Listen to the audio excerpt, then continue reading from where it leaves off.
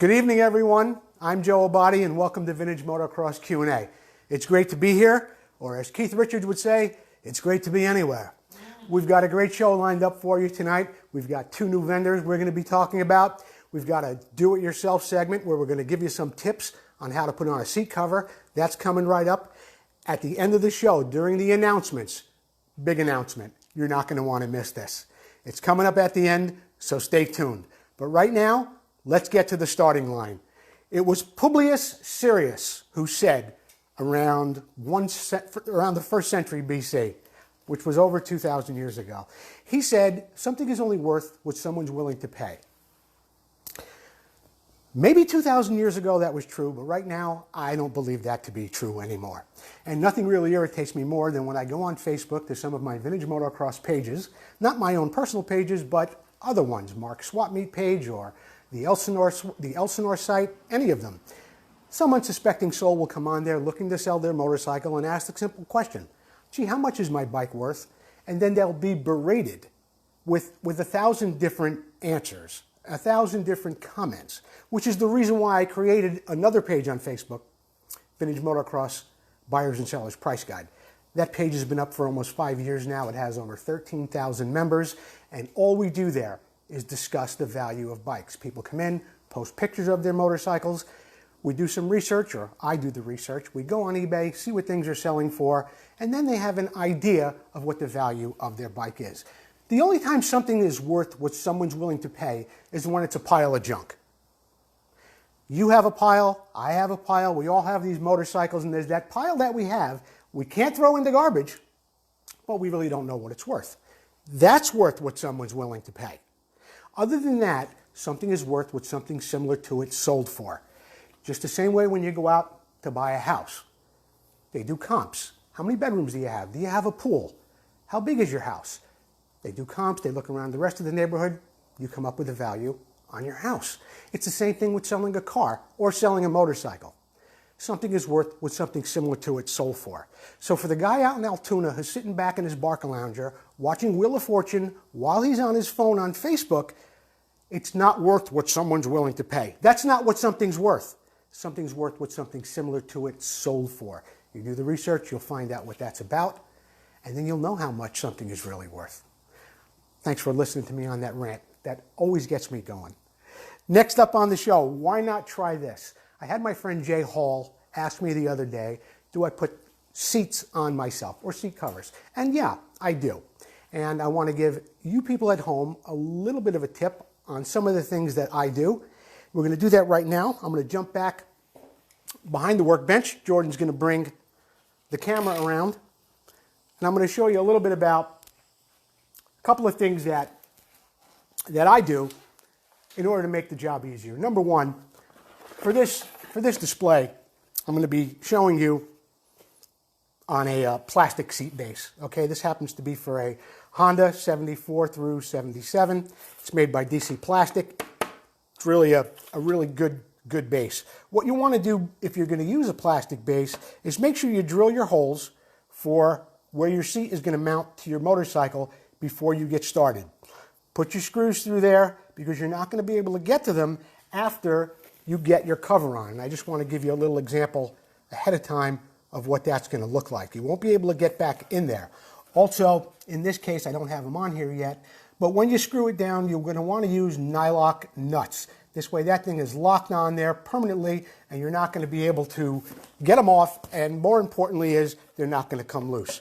Your first step after you get your mounts in there and it's drilled is to take your foam and make sure, of course, it fits the cover. You're probably going to do that way ahead of time.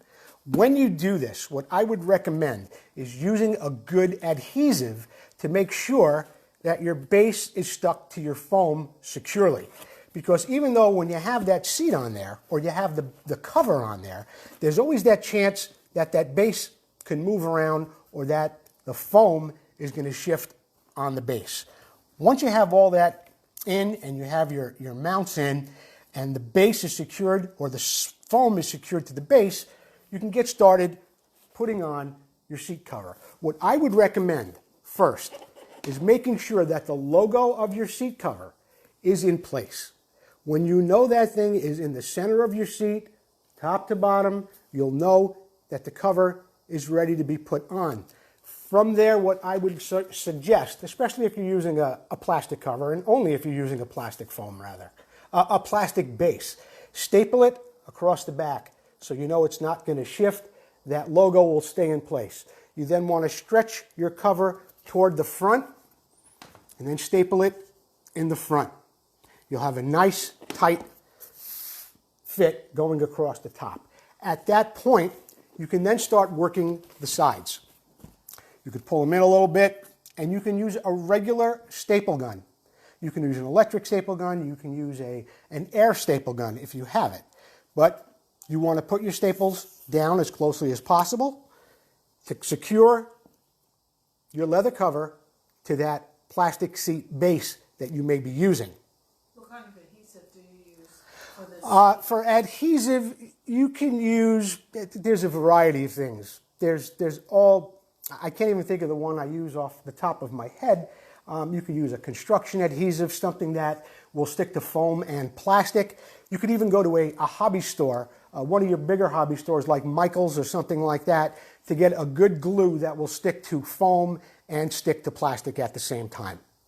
But there's a variety of glues out there in your home improvement stores as well that I'm sure you can squeeze out on there. I don't remember what I used the last time, but that's the kind of adhesive you want to use to get your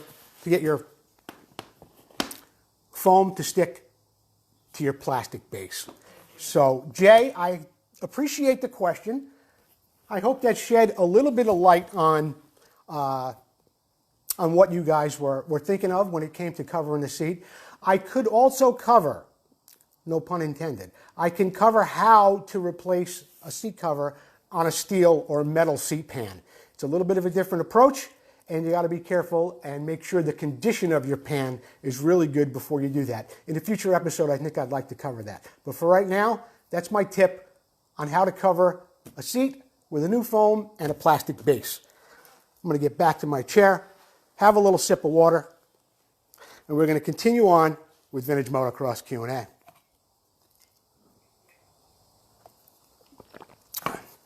That seat in that picture right there happens to be for a 1974 YZ 250 that we restored a little while back. Our next question, I'm sorry, it was Jay Hall. Oh, I know what I wanted to talk about. I'm restoring these two Elsinores, 74 CR250 and 125. And while I was putting the tires on this week, one of my least favorite things to do in the world, I remembered an old trick. I do it all the time, but I learned it a long time ago. And it was take a little baby powder and put it on the tube before you get it inside the tire.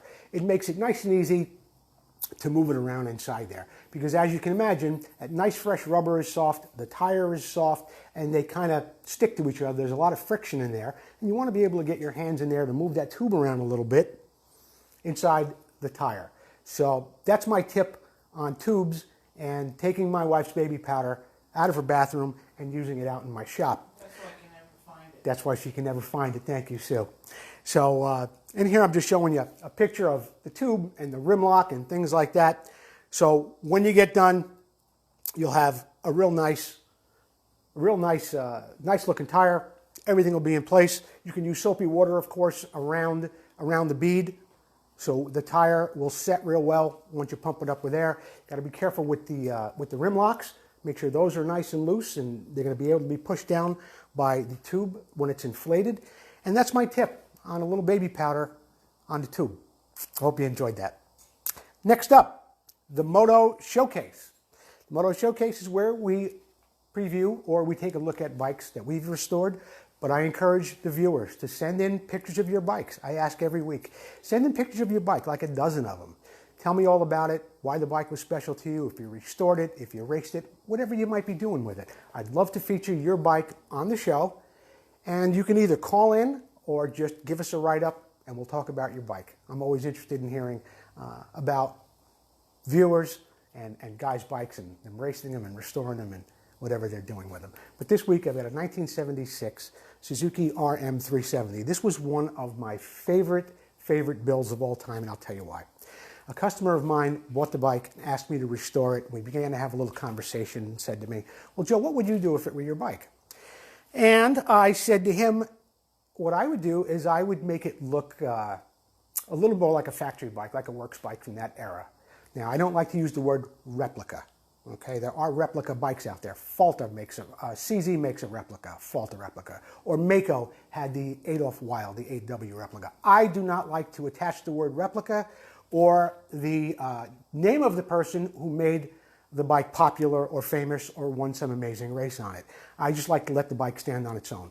This particular bike, I like to just refer to it as that I took cues from the RN and the RH works bikes of that era.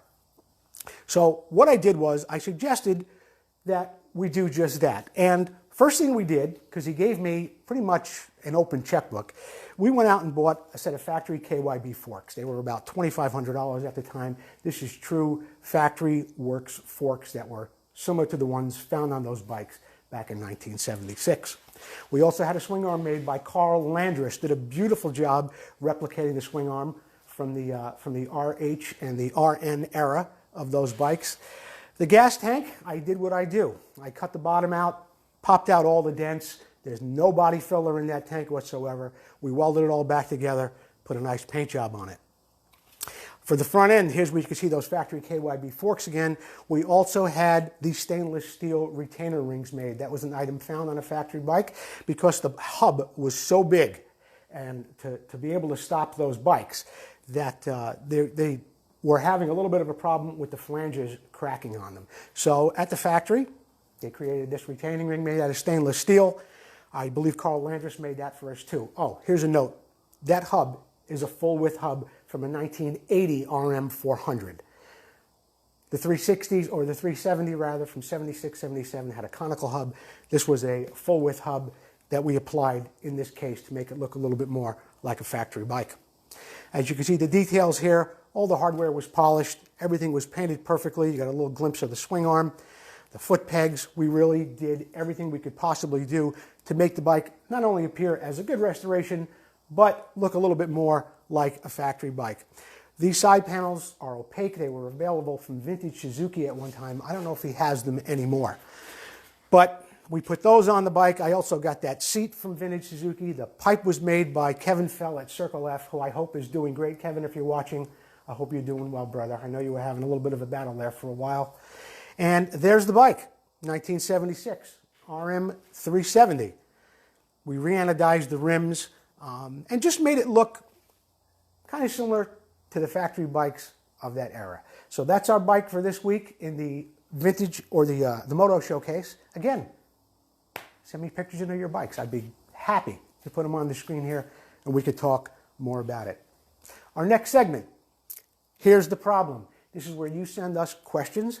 I do a little research, try and give you a little advice on what's going on out there and the best way to resolve some of your problems. Let's take a look at the first question.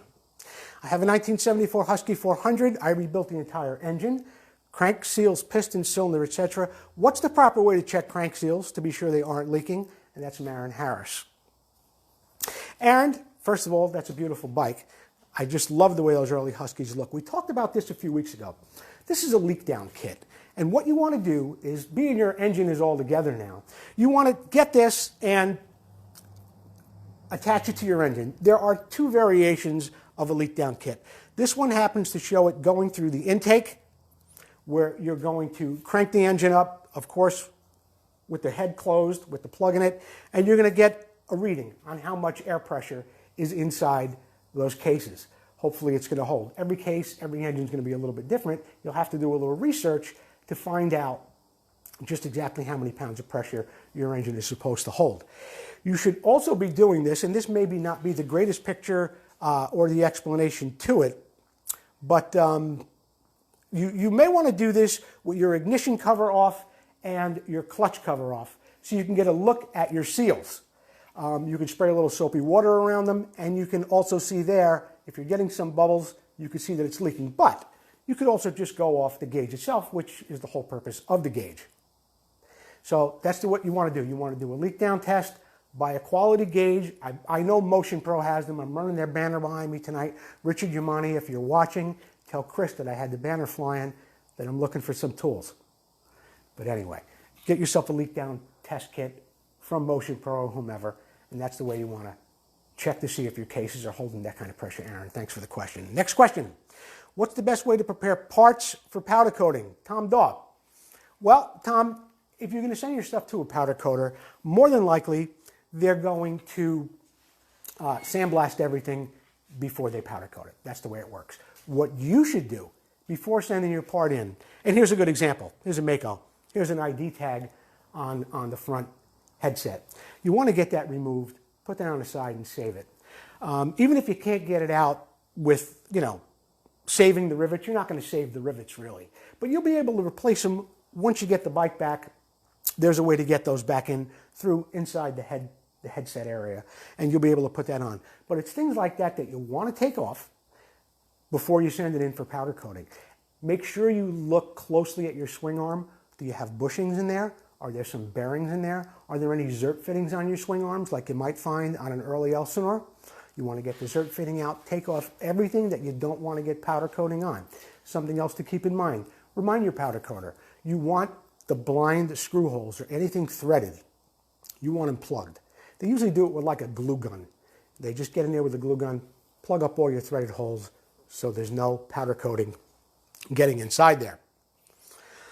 Because once they get that thing in there, the guy's going to step in there with a gun like that, and he's going to send sand blasting all over that frame and all over everything else to get all the paint off and all the debris, anything that might be on it. He's really going to blast it. What you can do too, and I do it, but I'm not a real big fan of powder coating anything but frames on occasion, not other parts, not brake plates, not engine covers, not cylinders. You can do it yourself if you have a bead blaster, sand blaster. You can take care of a lot of that on your own. What I would recommend too is if your powder coater is within driving distance, close, after he gets things sandblasted, you might want to go down there and inspect the frame or your part yourself. See if there's any cracks, see if there's any stress cracks. He may not be familiar with your motorcycle frame. He might not really take a look that closely at it. You might want to go down there and inspect it yourself before you have him finish up the job with powder coating the frame. This picture is amazing because there isn't a powder coater's booth in the world that is that clean.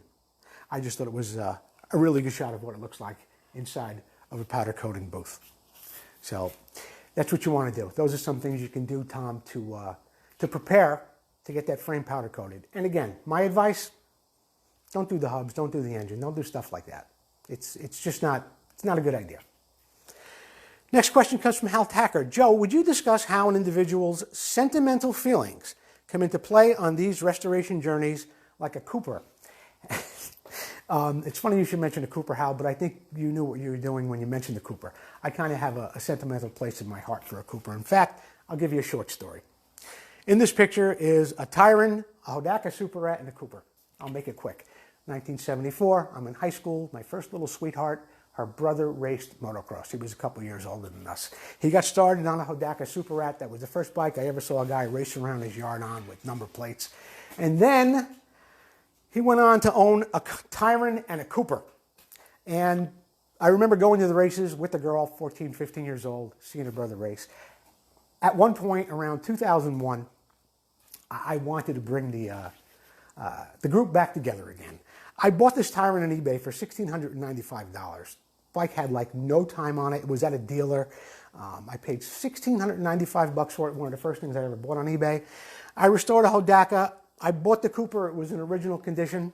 And I just had the three of them together. So yes, Hal, there's a sentimental thing for all of us. And I bet every person watching this, me included, you included, we all have a great story about that bike we always wanted to get again, and always have fond memories about those bikes.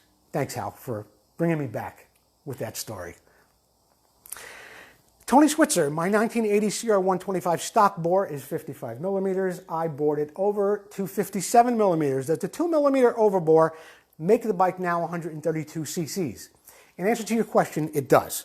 There's a formula for that. It's kind of complicated, but if you go on Google, because I mean, I can explain it to you here, but it's going to take a long time. And you go on Google, you'll find the formula for finding out how much your overbore increases your cubic centimeter, your cc, in the displacement of your bike. This is, of course, measured with your piston at bottom dead center. How many cubic centimeters are there between when the piston is at bottom dead center and the top of the bore, not into the combustion chamber of the head, but just between the top of the piston and the deck at the top of your cylinder. There's a formula for that. Your overbore does increase it a little bit. It's not going to make that big of a difference. Where it does make a difference sometimes, and I've learned this from my grandsons watching mini bike races and Loretta Lynn's. I think there are certain classes where they have a maximum overbore where you'll see it's 105 cc, and they can only go up to that point. And that's where making sure that your overbore and your cubic centimeters don't surpass that, because if your little guy gets out there and he wins a big race, there's going to be a dust up at the end. They're going to want to tear the motor down. But on old bikes and us guys racing vintage like this, it's not too big of a deal. But you did say, Tony, that it was 132 cc's, or you asked me if it was. Yes, it is. Good job. Thanks for the question, Tony. What year do you consider a vintage bike? Mike Shiflett. Mike, it's 1974. That's where vintage bikes really, in the modern day, where vintage racing became popular, for motocross anyway, vintage was 1974. That's where everything still pretty much had 4 inches of travel in the back, 7 inches up front, and that's where vintage begins. It doesn't end there, of course, because we have different bikes. Well, it's a beautiful Lido. There's a Lido from the 60s. So you have your vintage, which is like 73, 74. Some bikes might fall into a vintage category in 75. But then you go back a little bit further. Classic, Premier, and they can go back even further. But in answer to your question, vintage is 1974. And that's pretty much where it begins and ends. Of course, when you think about it, I mean, there was a saying years ago that when something's 20 years old, it's an antique. It's 2019. It's hard to believe that a bike from 1999 would be an antique or vintage. And it really isn't. But there are clubs running bikes from the 90s, running just 2 strokes, running bikes with just 1 disc brake up front. There's all different things going on out there. And it's wonderful that there's a place for everybody to go. But in answer to your question, vintage, 1974. Concerned and conquered. I have yet to try clear powder coating, polished aluminum, and nickel. Will it chip with normal use, then look like heck? I haven't done it, concerned and conquered, but I understand what you're talking about. In other words, you could have maybe a set of aluminum side panels that you've made for your bike, or you've polished a set of lower fork legs for your bike, and you want to have them clear powder coated. You can do that. You say, under normal use. I know you're an off-road guy, so I don't know if the off-road, the rigors of off-road are going to, wreak havoc on your clear powder coating. But here's what I will tell you. I've seen it where clear powder coating, when it's put over a different finish, not necessarily a raw finish, but on a rim like this, which happens to be on a car, it can peel right off. And when it starts to peel off, it's only going to peel so much, and then you're going to be left with the rest of the clear powder coating that you're not going to be able to get off. Here's my advice. Don't clear powder coat polished nickel or polished aluminum. Spray it. Spray it out of a gun with clear, like you would clear over paint on a car or anything else. Why? If it chips, if it gets scratched, you can polish it off. You can compound it. You can wet sand it. You can get right back down to your bare aluminum again and start all over. If you do it with powder coating and it starts to come off and only partially comes off, you may have a real difficult time getting the rest of it off. Powder coating doesn't come off that easily. My advice for an off-road bike, clear coat it out of a gun with clear coating like you do with a car.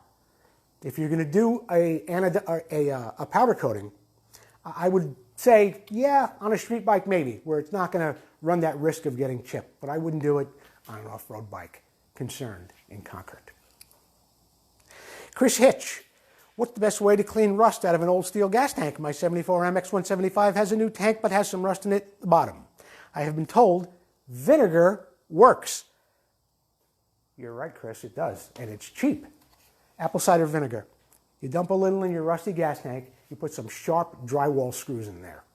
You could buy it like by the gallon, the vinegar, not the drywall screws.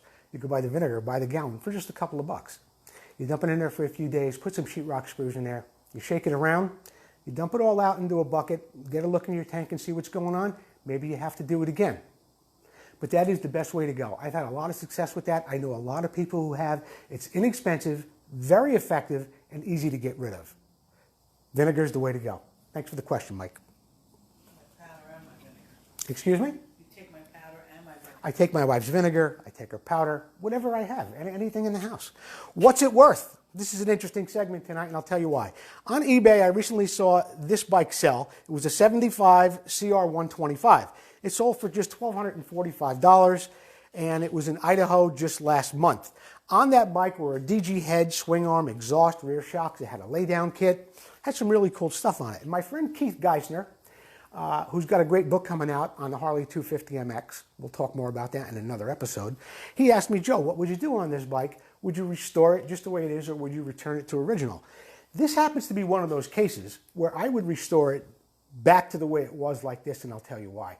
It's like a package racer that was available from DG. You know, you can buy your stock bike off the showroom floor, and then you can add a head or add a swing arm or add a laydown kit. But when you find a bike with all those modifications on it that appear to have been done back in probably 1975, 76 to keep the bike competitive, I would want to restore that bike again just the way it was back when the guy made all those great upgrades back in 1976.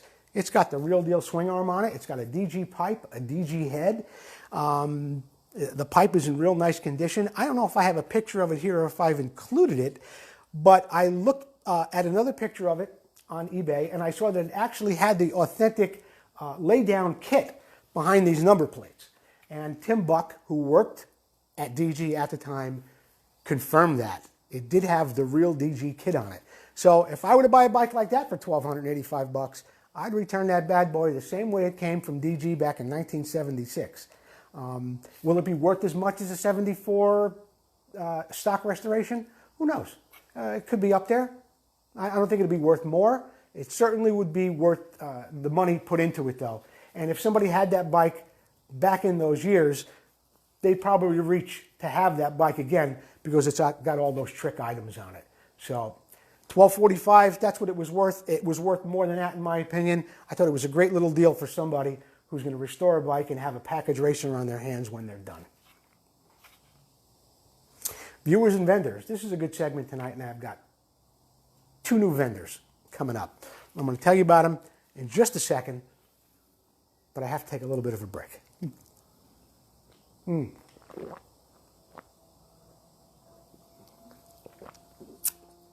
Viewers and vendors. We've got 2 of them this week. The first one I want to talk to you about is Vmxq. Now, I've heard of Vmxq, but I looked up their Facebook page and their website. And let me tell you something. This has got to be one of the best kept secrets in vintage motocross, or maybe it's just been a secret to me.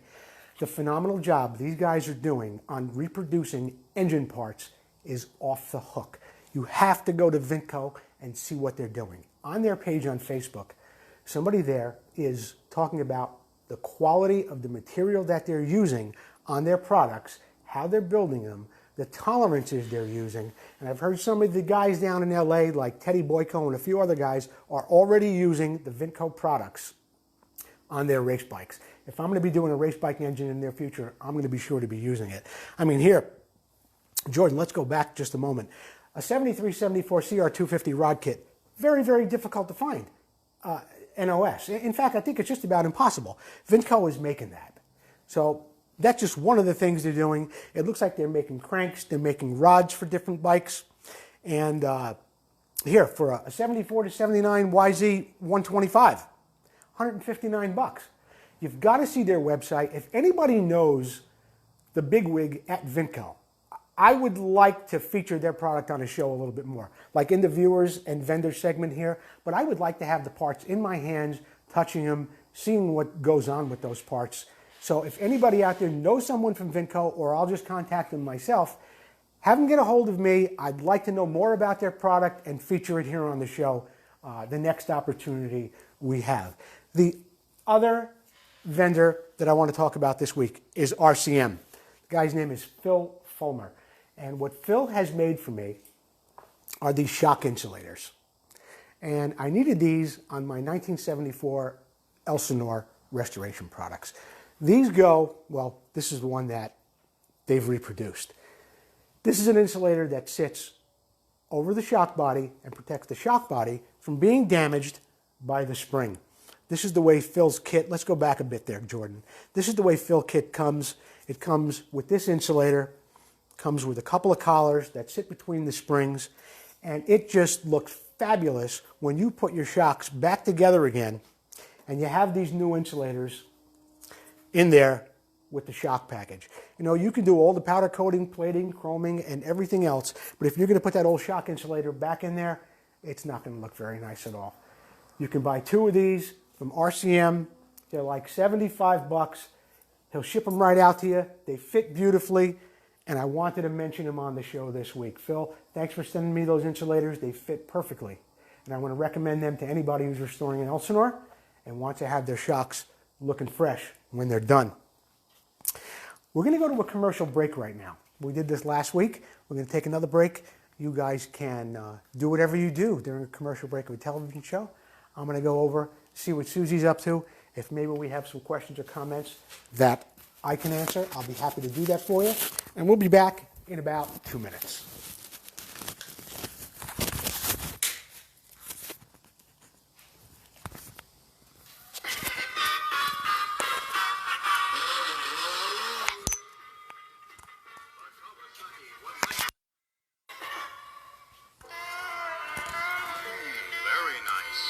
Quick starting, powerful, the Kawasaki 100. Oh, what a big fuel tank. And shocks so comfortable, too. A fun 100. Only Kawasaki does it.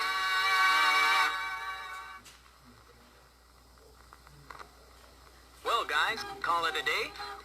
What a day. Hey, boss, get some fingerprints, huh? When you've got it, flaunt it. Float like a butterfly, sting like a bee. Give me some dirt, boss. Yeah, but keep it clean.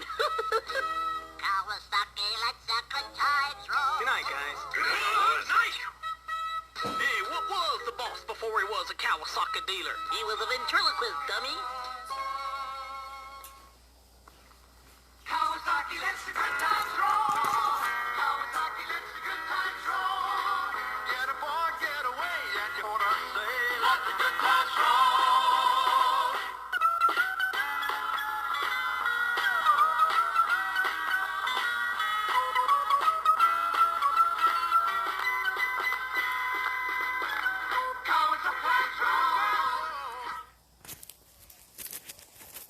To see more of your Kawasaki's, visit your local Kawasaki dealer. Jordan, thank you for that. It's a fun little segment that we're doing here to give us a little bit of a break and to maybe give you guys at home a little bit of a break as well. I'm going to hook up my microphone here as best I can. And now we're going to go over some of the announcements. As I said this in weeks past, if you have an event coming up, a motorcycle race, a swap meet, some type of bike show, contact me, send me a flyer. We'll feature it here on the show. We'll give you some publicity, and we can talk about it. Maybe have you call in, send in some information. We'll be more than happy to publicize your event for any kind of motorcycle race, swap meet, or bike show, anything that's going on like that. While I'm thinking about it, I want to send good thoughts and prayers to Mickey Diamond. Mickey took a spill a couple of weeks ago on a bicycle accident. He was in the hospital. He was in a coma for a little while. He's doing a whole lot better from what I hear. So I want to ask everybody out there to keep Mickey Diamond in your prayers. Now, for the big announcement that I've been wanting to talk about, I've mentioned it before. In 2 weeks, November 2nd, 2 weeks from tonight, we're going to have on the show live Brad Lackey, 1982 world champion. We'll be down in an undisclosed location, spending some time with Brad. We're going to have his factory bike there with us. We're going to be talking about that a little bit. You can send in your questions, and we'll talk more about Brad, his career from his national championship in 1972 on to his career throughout Europe, throughout the world, to become a world champion in 1982 500cc. I've known Brad for about 10 years. I've got some really good stories I'm going to remind him of, but what I want to do is I want to hear your questions too. So I want to give you an opportunity, but read my lips. Don't post questions publicly on Facebook. Send them to Vintage Motocross Q&A inbox so I can see them. We'll get a look at them. We'll have Brad take a look at them, and we'll get them answered if we can. So get those questions to me. Remember, that's in 2 weeks. November 2nd, we'll be live with Brad Lackey. I hope you can join us. That's it for this segment of Vintage Motocross Q&A. As always, I want to thank everyone for joining us tonight. You can always watch the replay, share the video, tell your friends about Vintage Motocross Q&A, and I can't wait to see you next week. Take care.